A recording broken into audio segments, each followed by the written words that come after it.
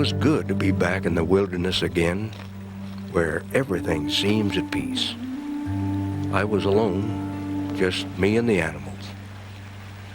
It was a great feeling, free once more to plan and do as I pleased. Beyond was all around me. My dream was a dream no longer. I suppose I was here because this was something I had to do. Not just dream about it, but do it. I suppose, too, I was here to test myself. Not that I had never done it before, but this time it was to be a more thorough and lasting examination. What was I capable of that I didn't know yet? Could I truly enjoy my own company for an entire year? And was I equal to everything this wild land could throw at me? I had seen its moods in late spring, summer, and early fall, but what about the winter? Would I love the isolation then? With its bone-stabbing cold, its ghostly silence? At age 51, I intended to find out. Another 100 yards, and I broke out of the brush to my pile of cabin logs I had cut last July. I sat down and leaned against them, and while I chewed on a chunk of smoked salmon, my eyes wandered over the peeled logs. That had been a big job last summer. Hard work, but I enjoyed it. It was cool in the timber, and there were mornings I could see my breath. I had harvested the logs from a stand of spruce less than 300 yards from where they were now piled.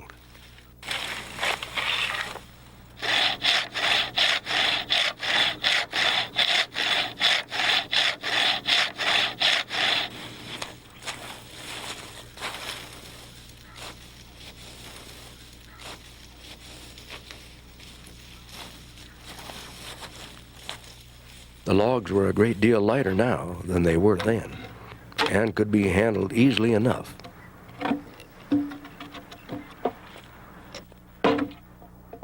It was in the late spring of 1968 that Dick Prenneke decided to leave civilization behind to live in a pristine land yet unchanged by man, and to roam a wilderness through which few other humans have passed.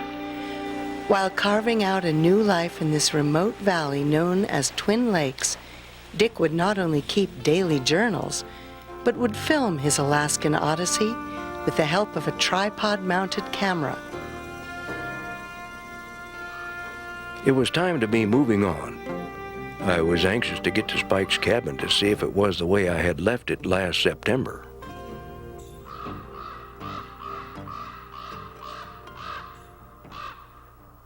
About 500 yards more through the spruce and the willow brush, and there it was. Its weather-grade moose antlers spreading just below the peak of the roof, a tin can on its stovepipe, and its windows were boarded up.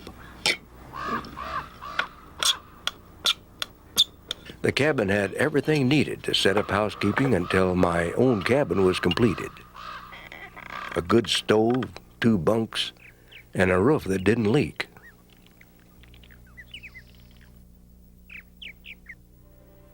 It's May 22nd, up with the sun at 4 o'clock to watch the sunrise and the sight of the awakening land.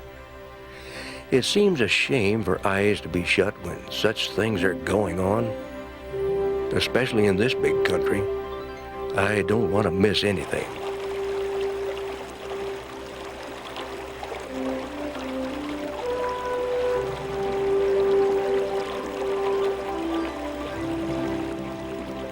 Today I would hike the 5 miles down to the lower lake to pack my third and last load of gear, my tools with which to build my cabin. This time with the binoculars along, I would have an excuse to stop now and then and glass the slopes for game.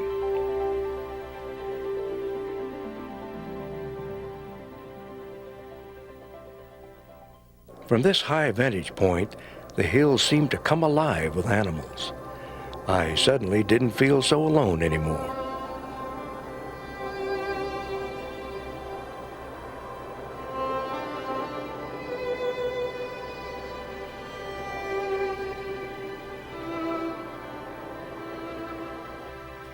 almost noon before I got back to the cabin.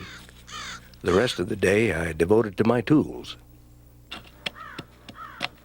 I carved a mallet head out of a spruce chunk, augered a hole in it, and fitted a handle to it. This would be a useful pounding tool, and I hadn't had to pack it in either.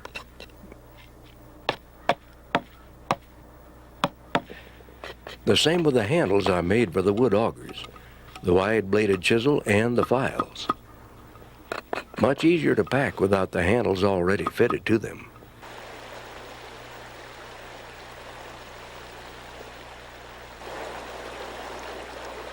Hope Creek has cut a big opening into the lake ice.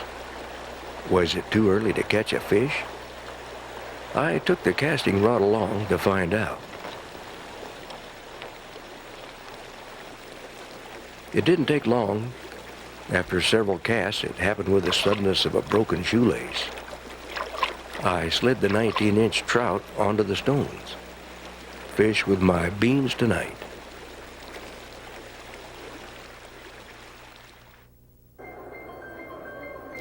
It's May 25th. Breakup is not the spectacular sight it was last year. A big wind would have cleared the thin ice out yesterday. As I loaded tools on the packboard this morning, the rotted ice began to flow past in quiet exit.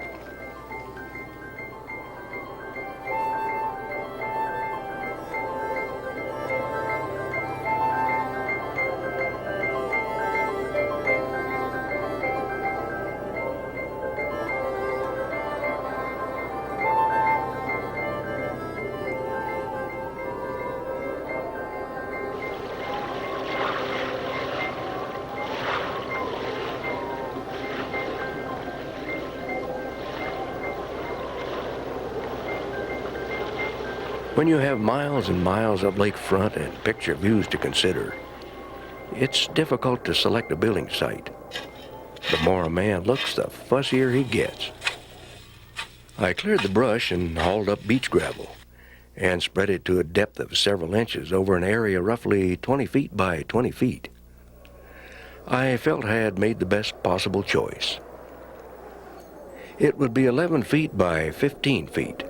Its front door would face northwest, and the big window would look down to the lake. A pile of logs. Which ones to start with? To make a notch fit properly, you can't rush it. Make several saw cuts an inch or two apart, almost down to the pencil line, and whack out the chunks with an axe until the notch is roughly formed. Then comes the finish work, the careful custom fit. I have just the tool for the job.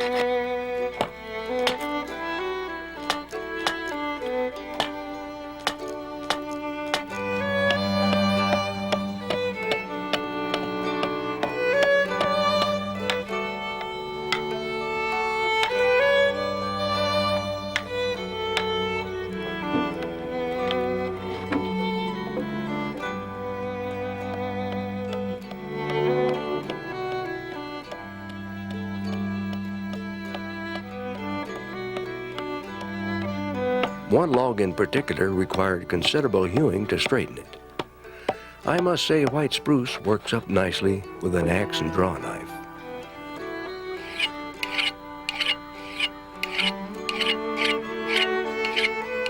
Enough for this evening. The job has begun. Tomorrow should see more working and less figuring.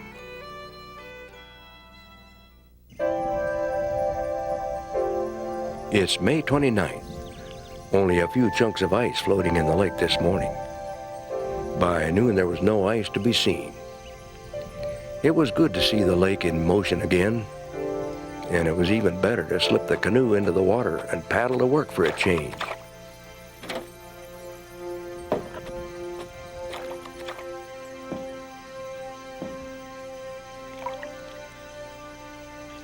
I glided silently along over a different pathway.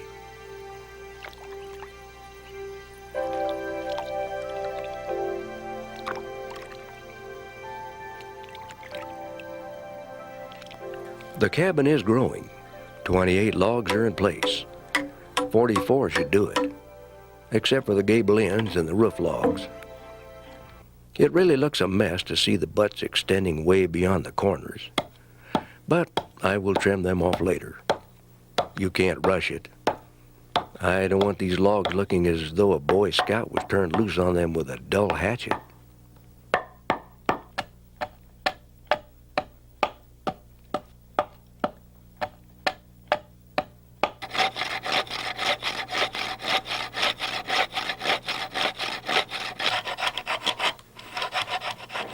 I was making good progress today when I heard a plane.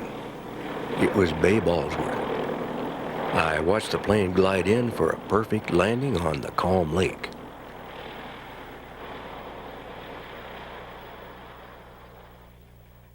Plenty of groceries this time, and among the supplies, rhubarb plants. They should be put in the ground right away. I found the frost about 4 or 5 inches down.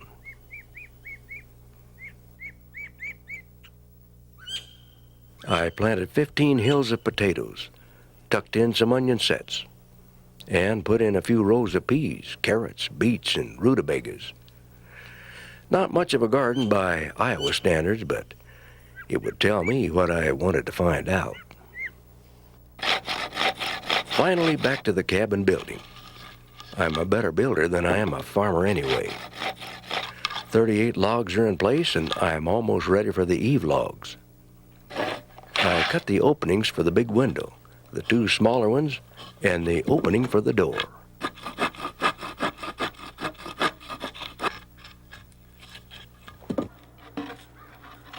Five logs were very special. These were the 20-footers, which along with the gable ends would be the backbone of my roof. 2 would be eave logs, 2 would be purlin logs, and the last and the straightest would be the ridge log.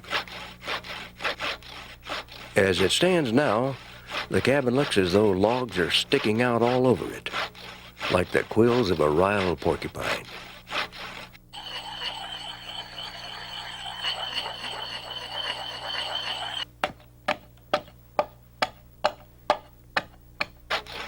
I've made good progress today. My cabin logs have magically changed form in the 10 days since I cut the first notch.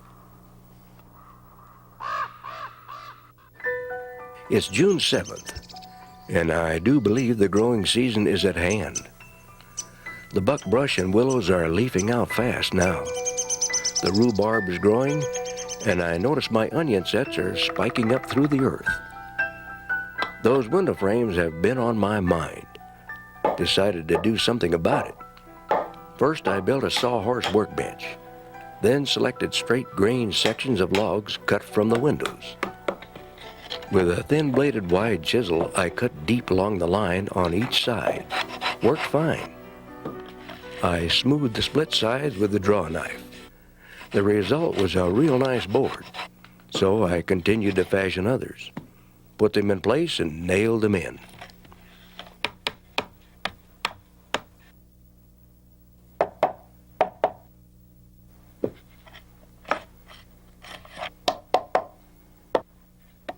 I finished the day cleaning the litter of wood chips. I mounted them in front of the door, Beaver Lodge style. Quite a pile for 11 days' work. Enough to impress that beaver.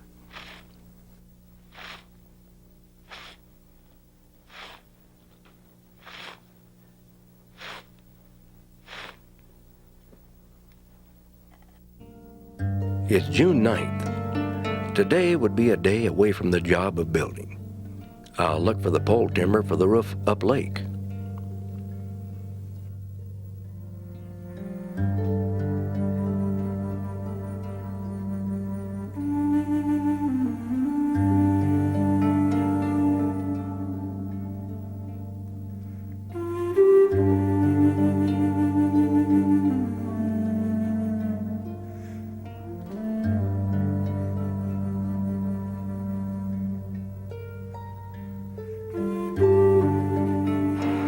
After beaching the canoe, I walked through the timber, crossing and recrossing the creek that had its beginnings in the far-off snows.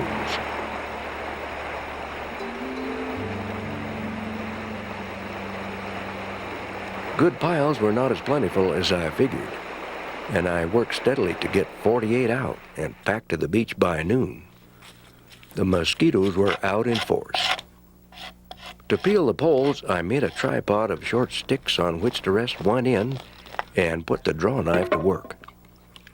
I rafted them up and moved them down the lake to my beach. A good pile, but I doubt there will be enough.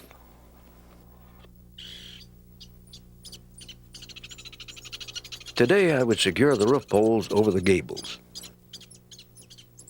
A cabin roof takes time.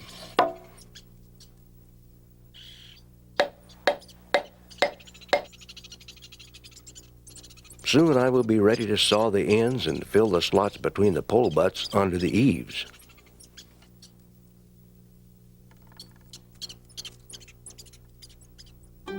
It's June 18th. Everything looks as though it had a bath last night.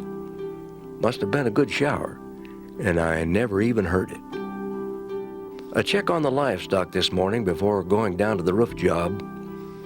A few caribou cows and their calves just up country from Low Pass Creek. Nothing else in sight. Should be a bear passing through one of these days.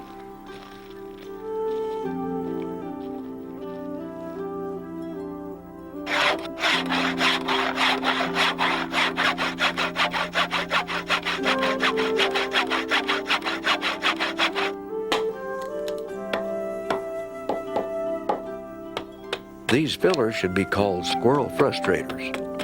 Give those characters an entrance, and they can ruin a cabin.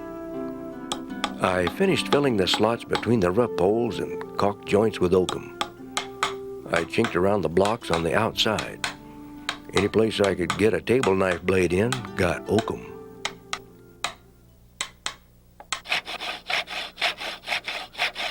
Next was a job I had been thinking about, a countertop. Some window ledges and some shelves. I decided ripping them with a rip saw was the answer. I could go down the middle of a log 5 inches in diameter and 42 inches long in 15 minutes. Couldn't complain about that. I think I have sawed nearly everything that I need. Now to trim the edges and start building.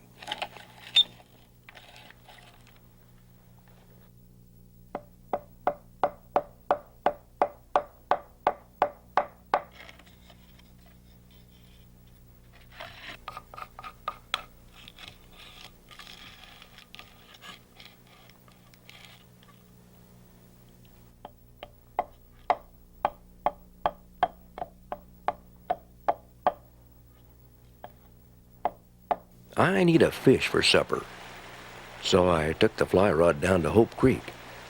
The grayling were feeding greedily, fins and tails swirling all over the surface. A fish snapped the fly from the leader the very first cast, a handsome grayling, 17 1/4 inches long, enough for my needs. It's July 2nd.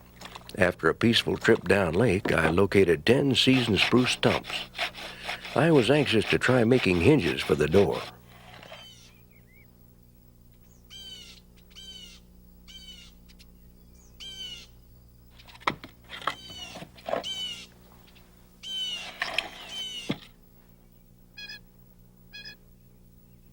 I worked the wood to shape with an axe and draw knife.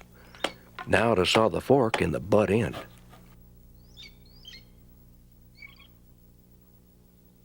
"45 minutes and I had half my hinge made. Not bad."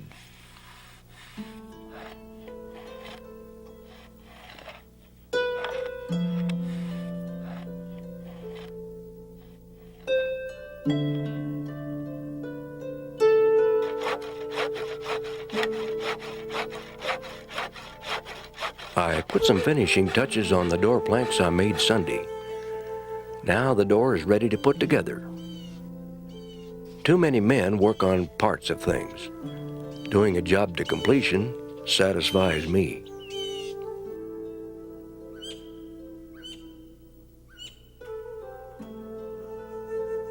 My roof poles are still too wet for the tar paper, so I will work on my double-deck bunk. 4 posts with 2 rails on each side and 2 large and 2 small on each end. I augured 1.5-inch holes and trimmed the rail poles to fit.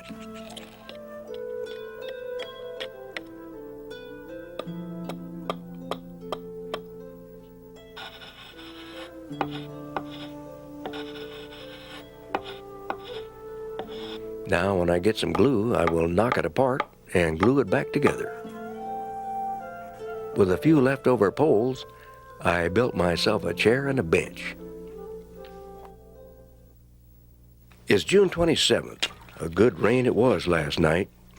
Today would be a pole hunting day. I need about 30 to make the slats for my bunks. After peeling the poles, the wind came up strong. It brought rain and it furrowed the lake as rough as a cob. This lake can really change its personality in a hurry, like a woman, all smiles one minute and dancing a temper tantrum the next. Tomorrow is Sunday. I will go someplace. Next morning I loaded my camera gear and started up the trail to the hump. It was good to take a break away from the cabin. As I topped a ridge along a dry wash, a wolf came up from the other side, 30 or 40 paces away. Then in a wink she was gone. The wolves had made a kill. All that was left of the young caribou was a backbone and rib cage. The skin was badly torn and pulled down over the front legs, as you would peel back a rubber glove.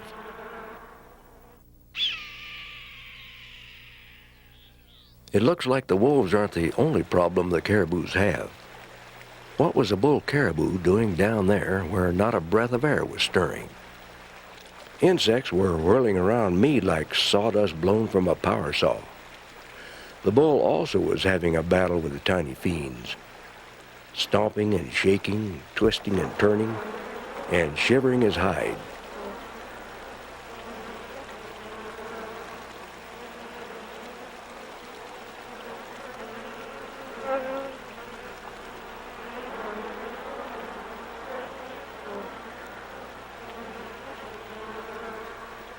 He would lie down and get back up again.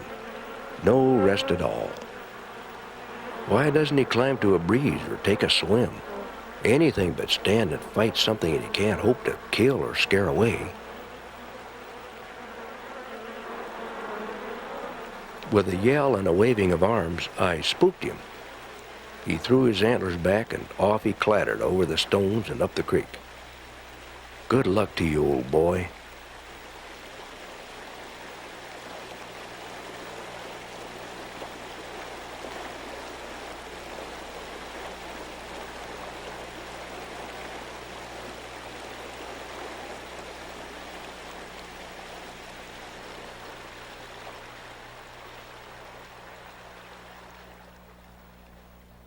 It's July 3rd, a cool, damp morning with fog coming off the slope like the smoke from many campfires.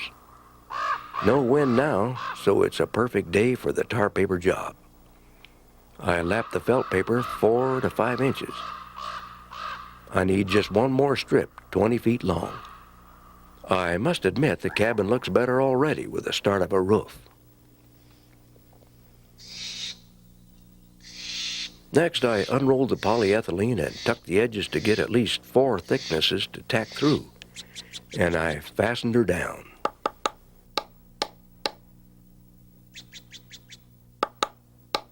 Next, I built a carrying rack for the moss.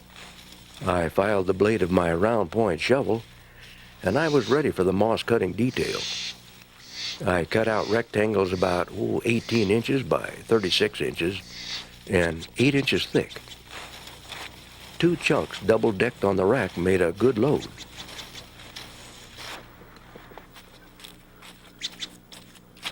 Once around the edge of the roof, and the cabin took on a new look. I feel guilty about the tar paper and the polyethylene because they're not true wilderness cabin materials. But I am convinced they will do a better job of keeping the weather out.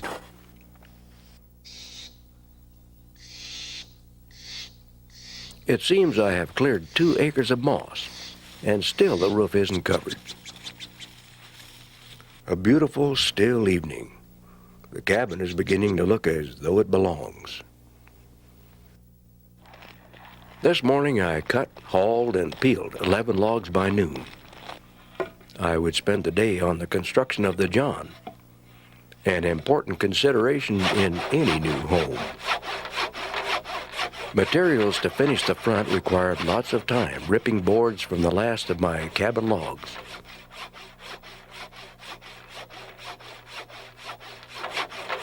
It was 12 o'clock when I finished the last cut.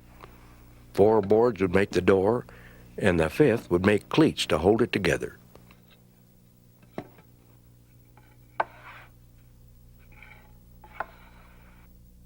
I made the hinges from a gas can, and they looked almost store-bought. And then the final touch, saw out the crescent, and the john was done. July 23rd, a day to hang the door. I put the door into the opening and fastened the top and bottom hinges. I checked and rechecked my hinges to see that they were in line. I pulled the hinge pins, set the door on the edge, and sawed it nearly through for a Dutch door, which I intended it to be. I daubed on some glue and nailed it fast.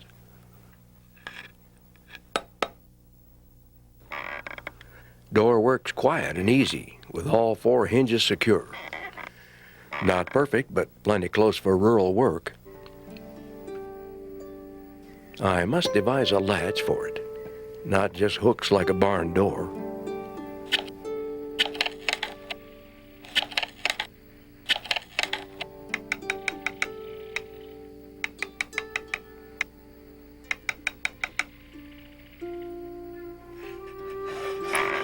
All I needed was a lock. I would like to see a bear try to figure this thing out. But I suppose he would just solve the problem by wiping the door clean from the wooden hinges. After finishing the latch, I went blueberrying up on the cowgill bench. I found a good patch. I fear the blueberries really took a nipping with a heavy frost not so long ago. I find some berries big and healthy, but many are small and shriveled. When my can was nearly full, I had noticed a movement across the creek, something yellow and brown. A big bear not 50 yards away. I think I picked the wrong blueberry patch.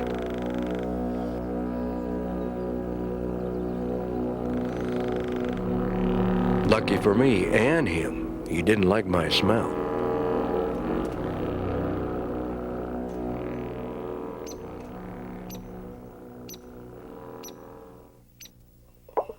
July 31st, a tin bending day. Made a water bucket, a wash pan, a dish pan, a flour pan, and storage cans. My cabin kitchen is shaping up.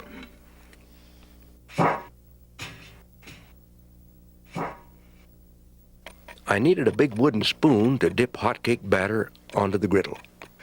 1 spoonful, 1 hotcake. In the woodpile, I found scraps of stump wood that looked suitable.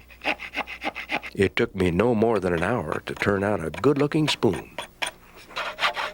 I must make a wooden bowl or 2 later on.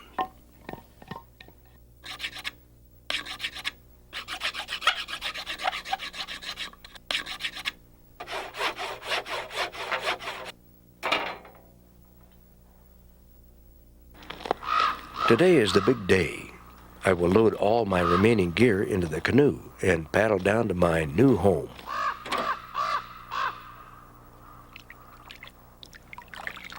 The lake is dead calm. A perfect day for moving.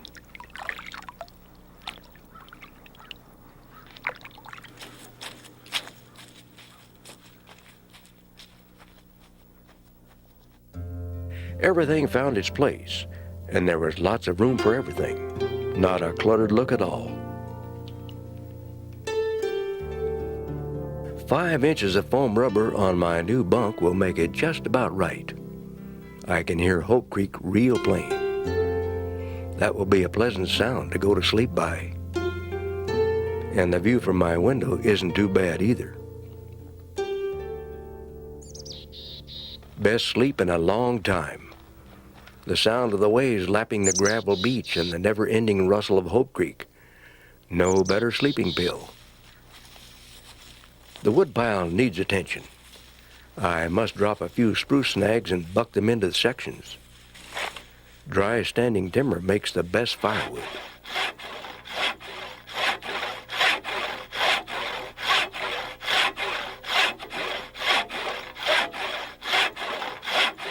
There is a rhythm to the saw as its teeth eat back and forth into the deepening cut. But I must admit, I enjoy the splitting more.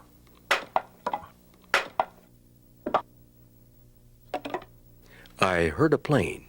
It was Babe at last with supplies.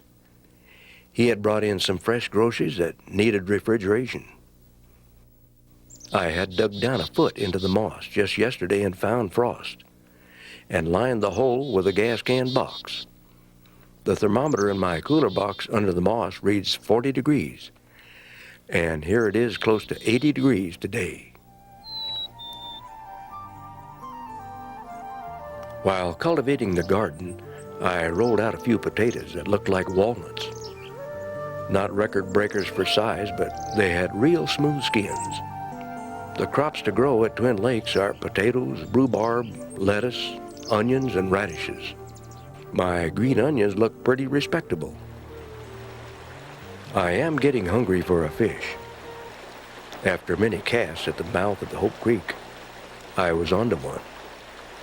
I worked him in easy, for I was fish hungry and I didn't want to lose this lake trout.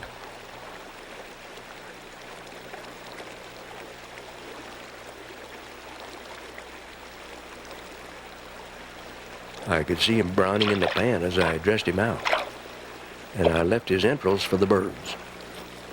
Fried potatoes, onions, and fish. You can't beat that.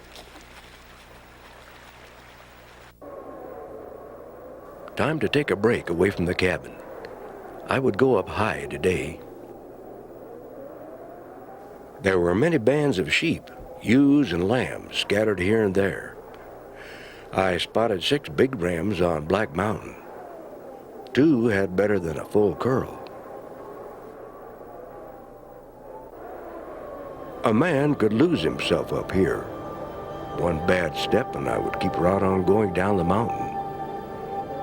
But risk now and then is good for a man. One misstep here, and a man would have to settle with the Lord right here on the mountain.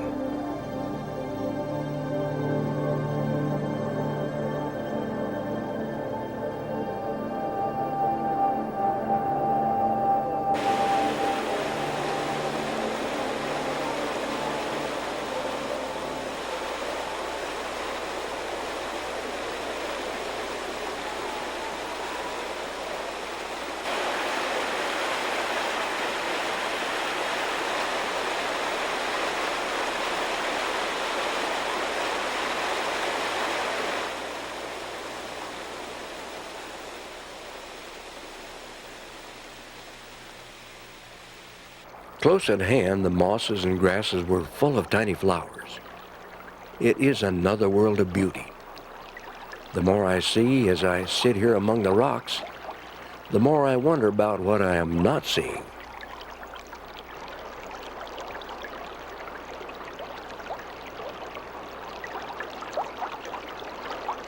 A flickering movement off to my left. The stones seemed to move and turned into a mother ptarmigan and her brood. The young were just as camouflaged as their mother in her plumage of summer. They were feeding, huddled like chickens as they worked along the slope.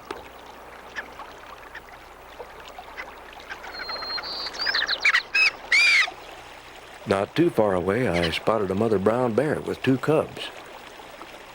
It was probably the same family I had seen at different times during the spring. She was rounded out like a cask. Must be lots of vitamins along those slopes.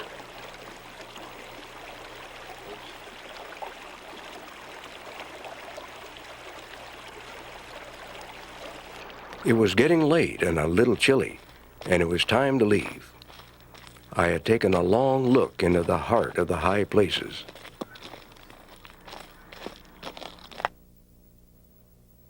It's September 6th. This would be the morning to start the fireplace. I had been packing flat stones from the bed of Hope Creek for the past few days. The sound of geese heading north made me even more anxious to get the project underway. The lake was moon still. A good morning to haul some sand, 4 loads of sand.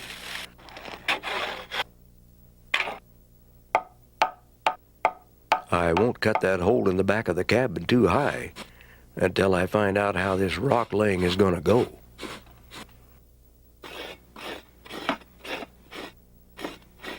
Today is spent on the outside. The chimney is a good 12 inches high and 9 inches thick. I hated cutting into those logs that I had fitted with such care, but it had to be done.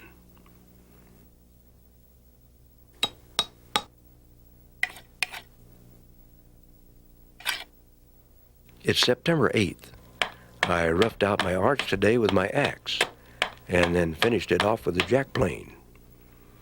I set it in place and spiked it to the posts. All my stones in front of the fireplace have been collected in my travels up and down both lakes, the high country and the low. So they are representative of the entire area.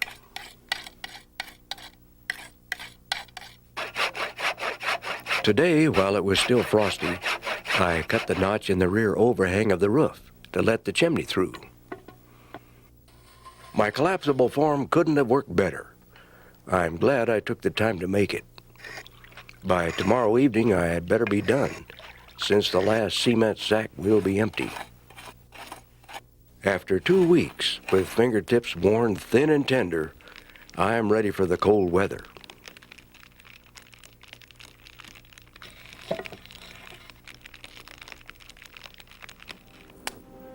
This new day is clear, calm, and 28 degrees. There's white frost on the brush and on the gravel of the beach. The lake is like a huge puddle, grinning with the reflections of the fall colors well along in the mountains.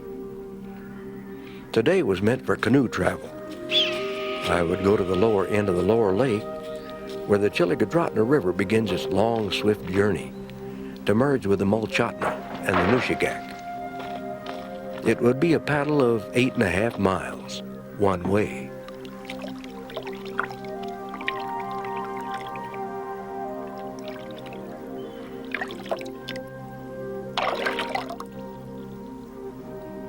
It was a joy to travel the flat lake. I dug the paddle deep and the canoe slid along easily, furling ripples to either side.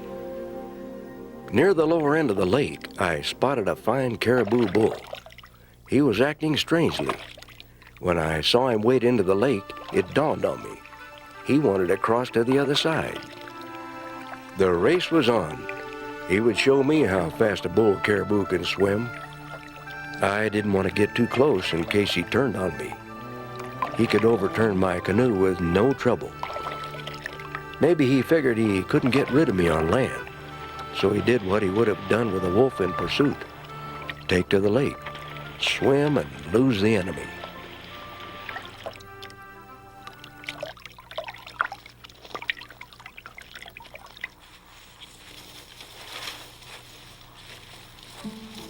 The caribou is an animal of the open country. It seems he likes to get up on the high ridges where the breeze blows to keep the insects away.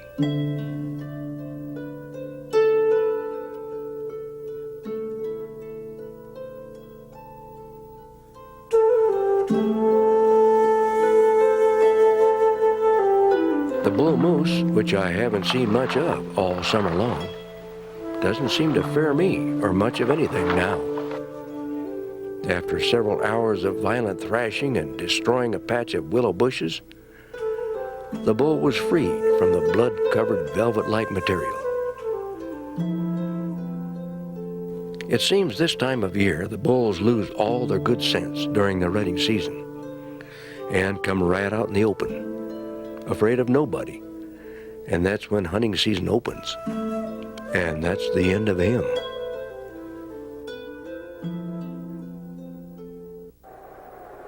I woke up this morning surprised to see 4 inches of snow on the ground. Looks like I finished my fireplace just in time. It's a frosty morning at 23 degrees, 35 degrees in my cooler box, and the lake water at 42 degrees. But the pressure is off. The fireplace is built, and what little there is yet to do can be done regardless of the weather.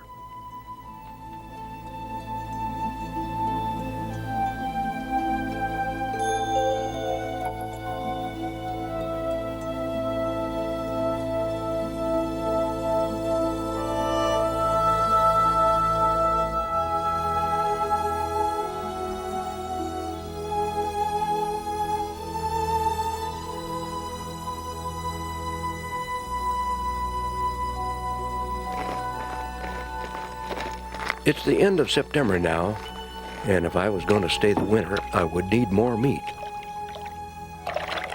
Today was the last day of sheep season, and the sight of 4 good rams in a bunch convinced me. Although this handsome bull makes it tempting, lucky for him, I like sheep meat better than caribou.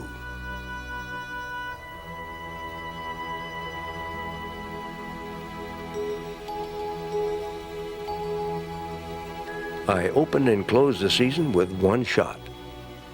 The search for meat is over.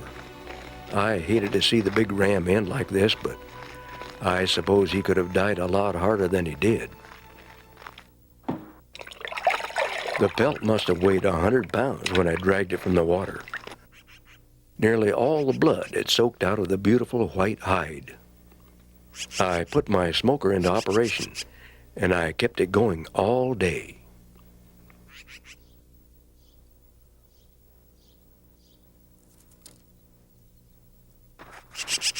Sheep liver and onions for supper.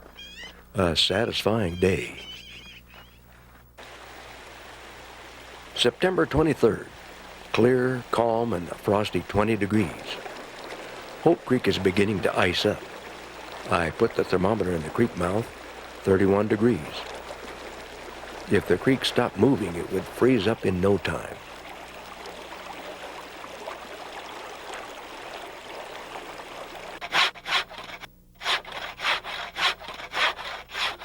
Today, I would cut wood to build up my supply. This business of taking wood out of savings bank and putting none back has been bothering me to no end. Plenty of meat hanging from the meat tree, plenty of wood, my cabin tight and warm. I looked forward to freeze up.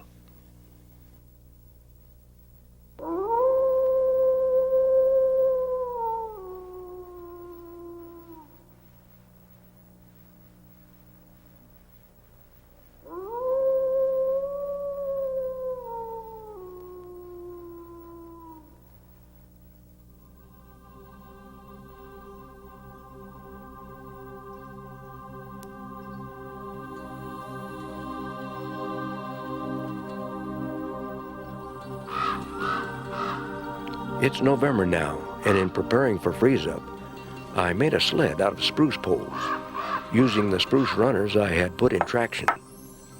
The frame was held together with pegs and short pole bracings. I planed the runners smooth and painted them with a film of wood glue.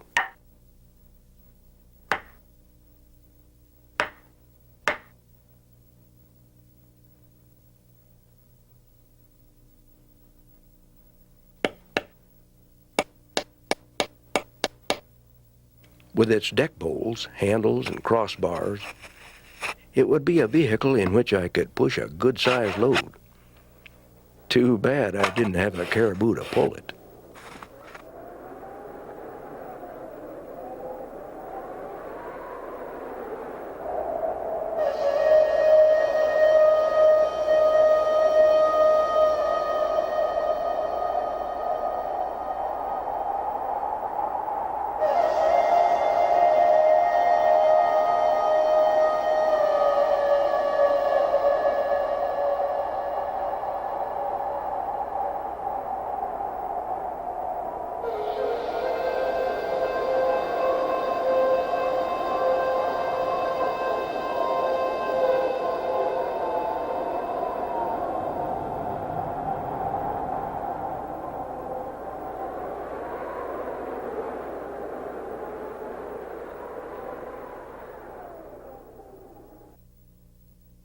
dead calm and 0 degrees.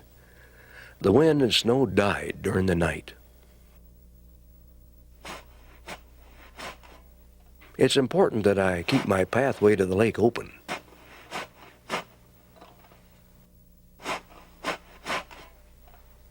I chipped through 3 inches of ice to fill my water bucket. In a short time, I will have a safe highway for miles in each direction. Freeze up has arrived. It's warm inside my cabin, a toasty 40 degrees. Peppery ram stew for supper, just the way I like it. It's got everything in it but the kitchen sponge.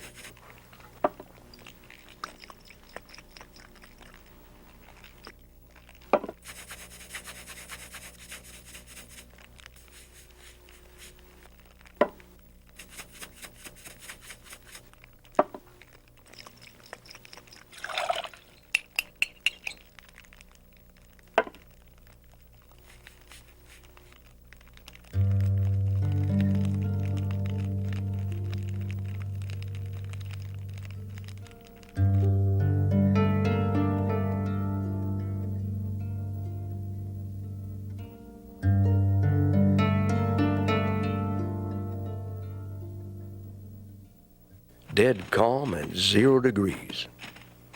The lake ice has increased 1 inch in 24 hours. It took 1 hour to the gravel bank of the connecting stream. Not quite as fast as paddling. I saw big wolf tracks in the drifted snow. Then I saw many more wolf tracks. A bad sign.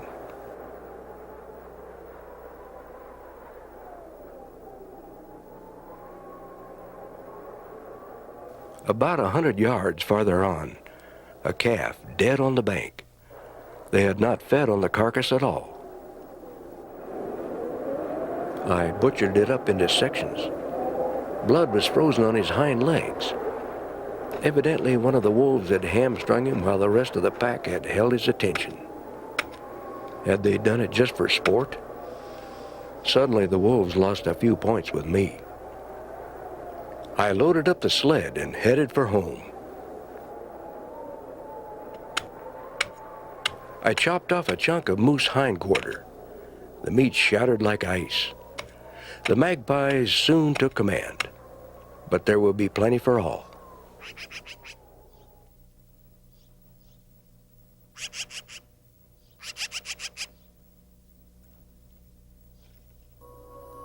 December 31st. 32 degrees below 0 during the heat of the day. Today I hiked a couple of miles down the lake. I do believe winter at Twin Lakes is better than summer. I crossed a wolverine track that was headed for Low Pass Creek. I must be on the lookout for that character.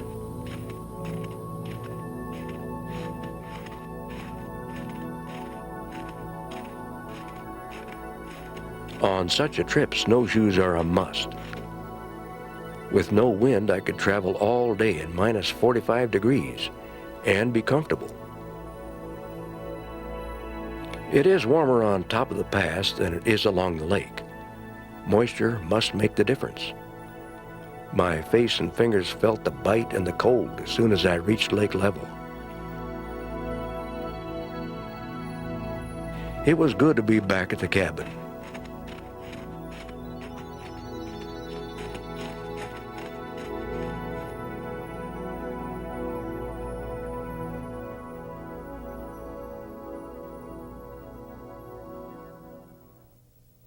January 2nd, 45 below, a land without motion. In the dead of winter, nothing seems to move, not even a twig on the willows. The thickness of ice is now a strong 28 inches.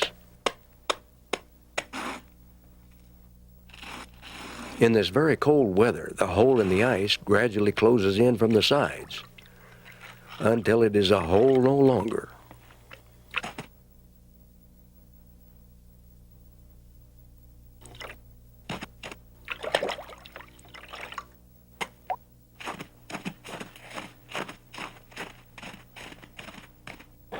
January 9th, what do you know? Here comes Babe in the T-Craft on skis. He brought a burlap sack, half full of butter beans, 50 pounds of sugar, and a big box of dried apples. Also some mail. He also brought me 2 pairs of heavy socks that his wife Mary had knitted for me. It was just like Christmas.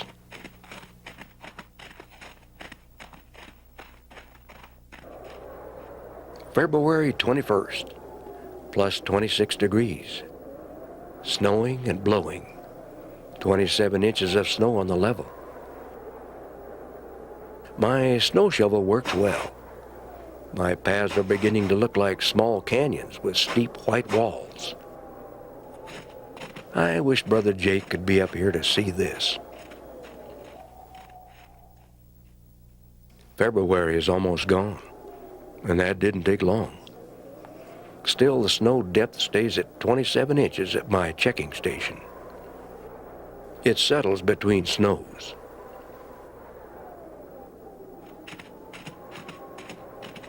On the way back to the cabin, I cut across the Wolverine track, the one that's been eluding me for so long.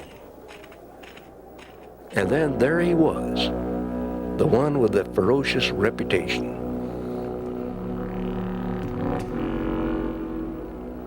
He didn't look so ferocious to me.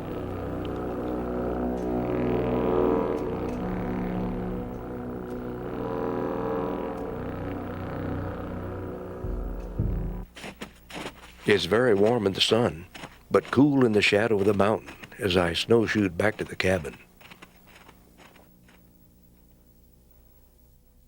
The end of March. The sun was warm and the eaves dripped.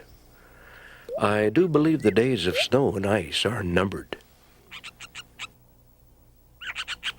On one of my trips, I had noticed a huge burl on a dead spruce tree. Today I would go back and salvage it. I slabbed it with a 4-inch cut next to the tree. The cap would be about 7 inches deep, and perhaps from that I would carve a bowl. 2 slabs on the packboard, and in for lunch. The slabs will make interesting tabletops. After lunch, I dumped the 2-pound coffee can of cranberries I had picked into a pan to cook them in their own juice. A fistful of sugar was next, followed with a shot of corn syrup. When the mixture cooled, I poured it off into empty bottles. Now those sourdough pancakes would have an elegant topping in the morning.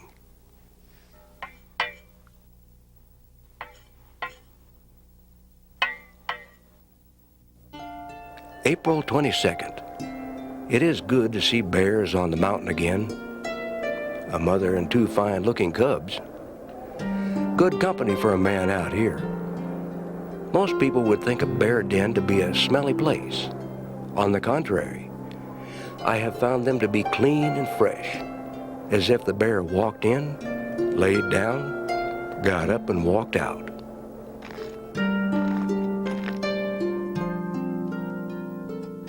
With the receding snow, the caribou are starting to show themselves again. And I'm sure the wolves are not too far behind. There are many ptarmigan in the willow flats. The roosters are full of cackle, and they are fast coming out of their winter plumage.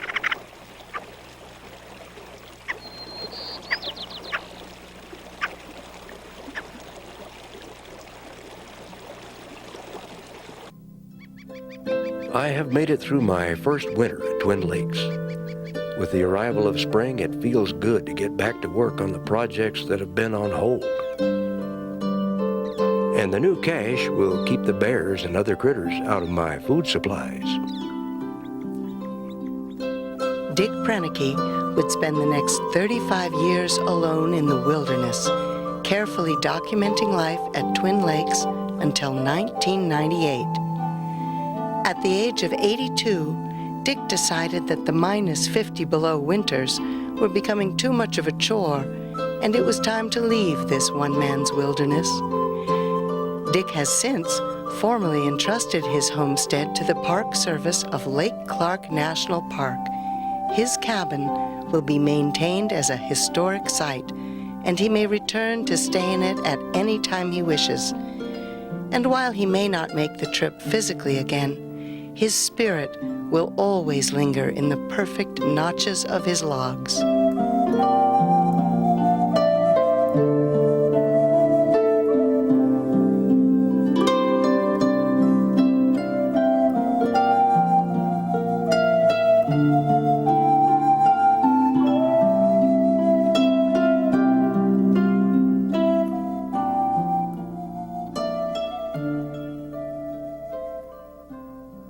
To order a copy of Alone in the Wilderness, please call this toll-free number or send check or money order to the address listed below.